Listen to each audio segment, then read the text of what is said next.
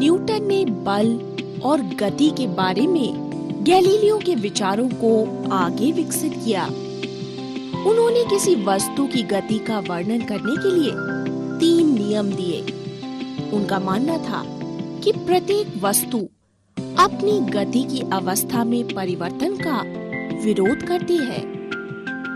उनके अनुसार प्रत्येक वस्तु अपनी स्थिर अवस्था या सरल रेखा में एक समान गति की अवस्था में बनी रहती है जब तक कि उस पर कोई बाहरी बल कार्य ना करे। वस्तु की इस प्रकृति को जड़त्व कहते हैं और न्यूटन द्वारा दिए गए गति के इस पहले नियम को जड़त्व का नियम कहते हैं। आपने कैरम खेलते हुए कैरम की गोटियों को एक के ऊपर एक रखकर ढेरी बनाकर स्ट्राइकर से जरूर मारा होगा। आपने देखा क्या होता है? करके देख लीजिए। स्ट्राइकर को तीव्रता से क्षैतिज झटका दीजिए। इसमें तो केवल नीचे वाली गोटी ही निकली, बाकी सजी हुई गोटियां तो वैसे ही बनी रही। अब जरा कांच के खाली ग्लास के ऊपर एक कड़े ताश का पत्ता या गत्ते का छोटा टुकड़ा रखे। इस पर 5 रुपए का सिक्का रखे। अब पत्ते को अंगुलियों से तेजी के साथ झटका दे। ये क्या, पत्ता तो आगे निकल गया और सिक्का वो तो ग्लास में गिर गया। ऐसा क्यों होता है? इसे हम न्यूटन के जड़त्व के नियम द्वारा समझ सकते हैं।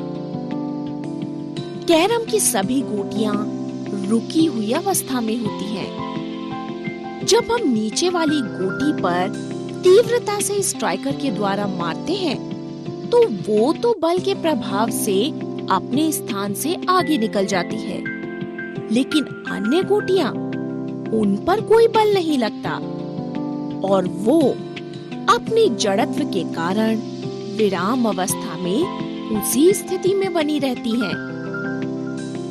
इसी प्रकार जब आप गत्ते के टुकड़े को तीव्रता से क्षैतिज झटका देते हैं, तो असंतुलित बल के कारण गत्ते का टुकड़ा तो अपने स्थान से हट जाता है, लेकिन उस पर रखा हुआ सिक्का जड़त्व के कारण वहीं रह जाता है और आधार न होने के कारण सीधा ग्लास में गिर जाता है। यही कारण है कि जब हम बस में सफर कर रहे होते हैं और बस को अचानक ब्रेक लगती है, तो हम आगे की ओर गिरते हैं। क्यों? क्योंकि गाड़ी के साथ हमारा शरीर भी गतिज अवस्था में होता है और जैसे ही ड्राइवर ब्रेक लगाता है, तो गाड़ी तो स्थिर अवस्था में आ जाती है और गाड़ी के साथ साथ गाड़ी के संपर्क में रहे हमारे पांव भी रुक जाते हैं, लेकिन पांव के ऊपर का शरीर जड़त्व के कारण गतिमान रहता है, इसीलिए हम आगे की ओर गिर जाते हैं। ठीक इसके विपरीत अनुभव हमें तब होता है जब हम बस में खड़े होते हैं और बस अचानक चल पड़ती है।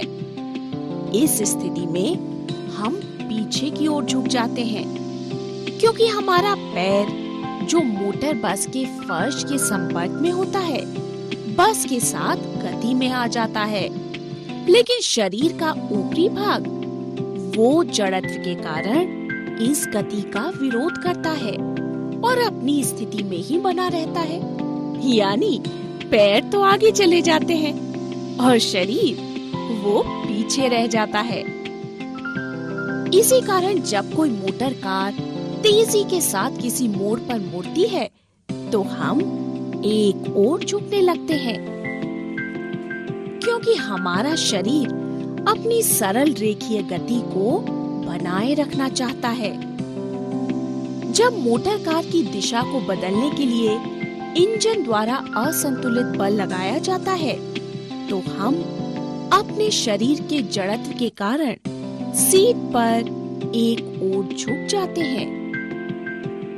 जब पानी से भरे ग्लास को ट्रे में रखकर तेजी से गोल घुमाया जाए तो ग्लास भी गिर जाता है और पानी भी छलक जाता है। इसीलिए तो चाय के कप को प्लेट में रखने के लिए खांचा बना होता है।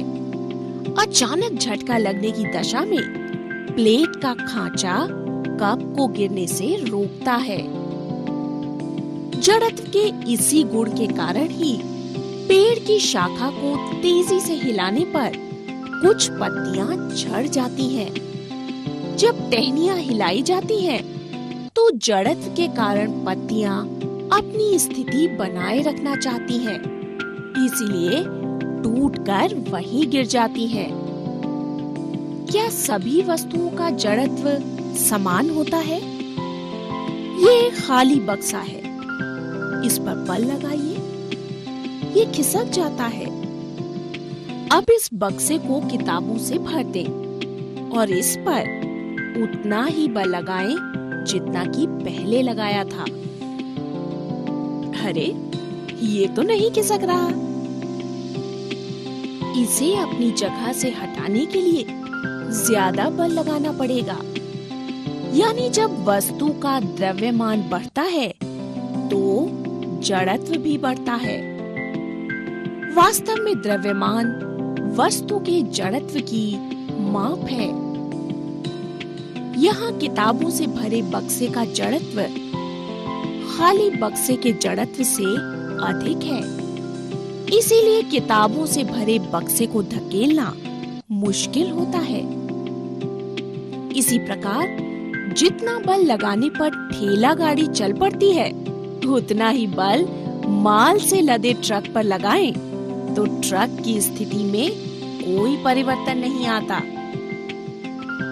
क्योंकि ठेला गाड़ी की तुलना में ट्रक का द्रव्यमान अधिक है। इसीलिए उसका जड़त्व भी ज्यादा है और इसीलिए उस पर स्थिति परिवर्तन के लिए बल भी अधिक लगाना पड़ेगा।